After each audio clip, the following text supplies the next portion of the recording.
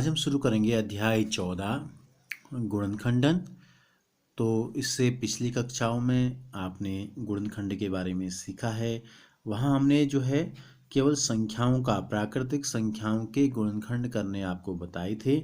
यहाँ हम ले रहे हैं बीजगणित।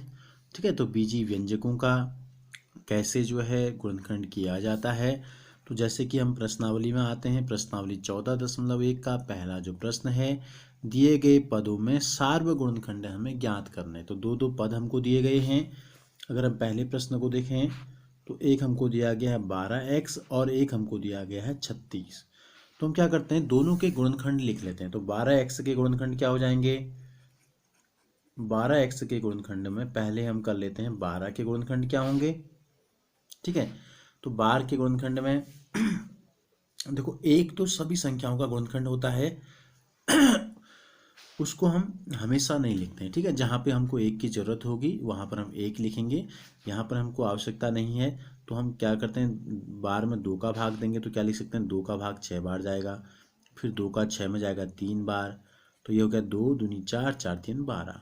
अब बचा क्या, x। 12x का मतलब है 12 गुणा x। तो गुणनखंड जब हम करेंगे तो ये हो जाएंगे गुणनखंड 2 गुणा 2 गुणा 3 गुणा x। इसी प्रकार 36 के गुणनखंड जब हम करते हैं तो 2 का भाग जाता है 36 में 18 बार, फिर 2 का भाग जाता है 18 में 9 बार, फिर 3 का भाग जाता है 9 में 3 बार। तो गुणा करके देखो, 2 दूनी 4, 4 3 बार, बार 3 36। अब हमको दोनों के बताने हैं सार्वगुणनखंड। सार्वगुणनखंड का मतलब ऐसे गुणनखंड जो दोनों में कॉमन है, जो दोनों संग में है, दोनों पदों में है।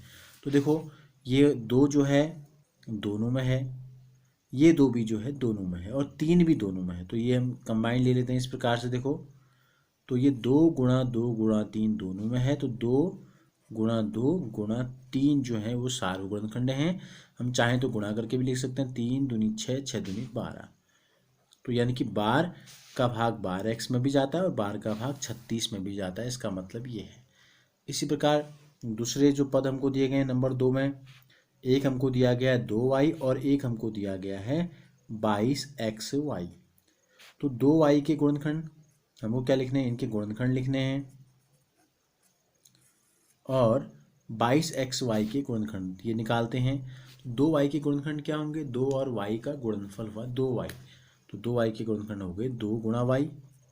इसी प्रकार 22 के गुणनखंड होंगे, 2 का भाग जाता है 22 में 11 बार, तो 2 गुणा 11 गुणा x गुणा y, गुणा x गुणा y। अब देखो क्या है जो कॉमन है दोनों में, सार्वगुणनखंड अगर हम यहाँ पर लिखते हैं तो देखो, सार्व का मतलब जो दोनों में है कॉमन। क्या कॉमन है दोनों में, देखो ये 2 दोनों में है और ये वाला y भी दोनों में है, ऊपर वाले में भी और नीचे वाले में। तो सार्वगुणनखंड हो गए हमारे 2y। इसी प्रकार पहले के तीसरे में अगर हम देखें तो यहाँ भी हमको 2 पद दिए गए हैं अलग अलग। एक का मान है 14pq के गुणनखंड, इसके गुणनखंड निकालेंगे हम। और दूसरा जो हमको दिया गया है, ये हमको दिया है 28 p की घात 2 और q की घात 2। इन दोनों के गुणनखंड निकालते हैं, फिर देखते हैं कि दोनों में क्या है जो कॉमन है, यानी कि सार्वगुणनखंड क्या है। तो 14pq में तो 14 का करते हैं पहले। देखो, 2 सत्ते होता है 14, pq का हो गया p गुणा q। इसी प्रकार 28 का 2 से भाग देंगे 14 आ जाएगा, 2 से 7, तो ये हो गया 7 दूनी 14, 14 दूनी 28। p 2 बार है और q भी जो है वो 2 बार है। तो हमें सार्वगुणनखंड देखने हैं।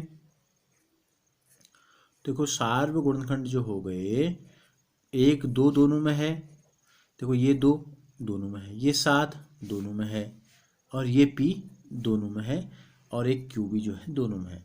तो ऊपर वाले पूरे आगे 2 गुणा 7 गुणा p गुणा q जो है सार्वगुणनखंड हो गए। 2 सत्ते 14, हम इसको इस प्रकार से भी लिख सकते हैं, 14pq जो है वो दोनों में है कॉमन। इसी प्रकार इसका चौथा हम देखें, अगर पहले में हमको 8 प्रश्न दिए गए हैं छोटे छोटे, चौथे में भी 2 पद हैं, 3 पद हैं, चौथे में 3 पद हमको दे दिए। पहला है 2x, दूसरे में हमको दिया है 3x की घात 2, और तीसरा हमको दिया है 4। तो 2x के गुणनखंड निकालेंगे, 3x स्क्वायर के गुणनखंड करेंगे और 4 के गुणनखंड करेंगे। इन तीनों के अलग अलग गुणनखंड कर लेते हैं, फिर देखेंगे कि तीनों में क्या है जो कॉमन है। तो 2x के गुणनखंड हो गए 2 गुणा x, 3x की घात 2 के गुणनखंड हो गए 3, और x की घात 2 का मतलब x को 2 बार गुणा किया गया है, और 4 के गुणनखंड हुए 2 गुणा 2। अब देखो, अब ऐसी कंडीशन आ गई है कि तीनों में 2 इसमें है, लास्ट में है, लेकिन दूसरे में नहीं है। x पहले और दूसरे पदों में है लेकिन तीसरे में नहीं है। तो अगर इस लिहाज से अगर हम देखें तो तीनों में कोई भी संख्या या कोई भी चर जो है वो कॉमन नहीं है। तो इसके लिए क्या करते हैं, अब हमने आपको बताया था शुरू में कि एक जो होता है वो सभी के गुणनखंड होते हैं। तो अब इस कंडीशन में हमको यहाँ पर एक का प्रयोग करना है, नहीं तो एक का प्रयोग लिखने की आवश्यकता नहीं है। तो अब एक जो है वो तीनों में है, तो इसके सार्व गुणनखंड यहाँ लिख देते हैं। ये हो गया सार्व गुणनखंड जो हो गया चौथे प्रश्न का, ये आ गया आपका 1। इसी प्रकार पांचवें में भी हमको कुछ पद दिए गए हैं। पांचवें में हमको 3 पद दिए हैं, 6 ABC। पहला है 6 ABC, दूसरा है 24A और B की घात 2, और तीसरा है 12A की घात 2 और 1B। तो इन तीनों के गुणनखंड भी लिख लेते हैं। देखो 6 के गुणनखंड क्या होंगे, 2 गुणा 3, और ABC का मतलब हुआ A गुणा B गुणा C। तो ये हो गया पहला 2 गुणा 3, ABC का हो गया A गुणा B गुणा C।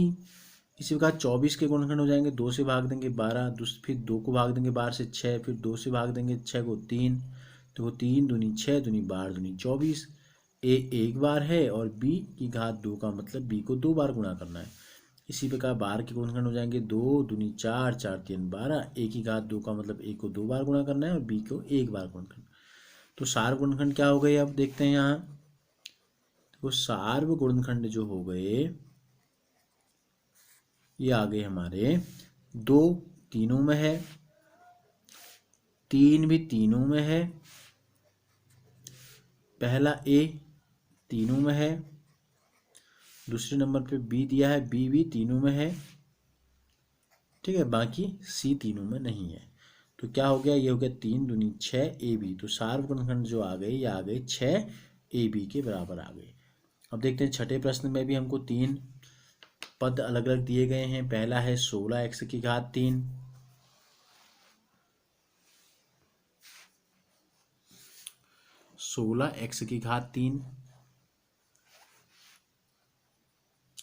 दूसरा है ऋण 4x की घात 2, फिर हमको दिया है 32x। तो इन तीनों के गुणनखंड निकाल लेते हैं। देखो 16 में किसका भाग जाता है, 2 का भाग जाता है, कितने बार जाएगा, 8 बार जाएगा। तो 2 का से दिया 8 बार, 2 से गया 4 बार, 2 से गया 2 बार, तो 2 दूनी 4 दूनी 8 दूनी 16। x की घात 3 का मतलब है x को 3 बार गुणा करना है। इसी प्रकार ऋण है 1, तो ऋण ले लेते हैं। 2 दूनी 4 ऋण 2 गुणा 2 गुणा x की घात 2 का मतलब x गुणा x हो गया। और 32 के होते हैं 2 दूनी 4 दूनी 8 दूनी 16 दूनी 32 और 1 x हो गया। अब हम क्या करते हैं, जो ऋण 2 हमने यहाँ पर लिया है हम इसको इस प्रकार से भी लिख सकते हैं। चूँकि 2 कॉमन आ रहा है तो ऋण में कन्फ्यूजन हो सकता है, तो ऋण 2 को हम लिख सकते हैं ऋण 1 गुणा 2, ऋण 1 गुणा 2 लिख सकते हैं। तो अब देख रहे हैं सार्व गुणनखंड क्या है जो तीनों में है। तो सार्व गुणनखंड हो गए हमारे, देखो 2, ये 2 इसमें भी है इसमें भी है इसमें भी है, तो 2 हो गया। दूसरा 2 यहाँ भी है यहाँ भी है यहाँ भी है, तीनों में हो गया। तीसरा 2 पहले और तीसरे में लेकिन दूसरे में नहीं है। और x जो है एक बार पहले में भी है, एक बार दूसरे में भी है और एक बार तीसरे में भी है। तो ये हो गया 2 दूनी 4x। तो 4x हो गया इन तीनों के सार्व गुणनखंड हो गए। अब इसी प्रकार इसमें जो है आपके 6 हो गए, 2 और बच गए, 7वां और 8वां। तो इसी प्रकार से आप जो है इन दोनों प्रश्नों को भी गुणनखंड करके सार्व गुणनखंड इनके निकाल लेंगे।